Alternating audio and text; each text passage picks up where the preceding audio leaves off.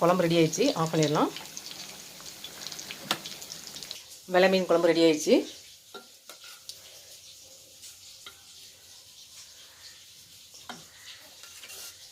வெலை மீன் குழம்பு செஞ்சு காட்டின வீடியோ பிடிச்சிருந்ததுன்னா லைக் பண்ணுங்கள், சப்ஸ்கிரைப் பண்ணுங்கள். Raji Aadhith home cook. வீடியோவில் ஸ்கிப் பண்ணாமல் ஸ்டார்டிங்லேருந்தே பாருங்கள். வெலை மீன் குழம்பு எப்படி செஞ்சுக்கலாம். இன்றைக்கி எங்கள் அம்மா செஞ்ச மாதிரி வெலை மீன் குழம்பு செஞ்சுருக்கேன்.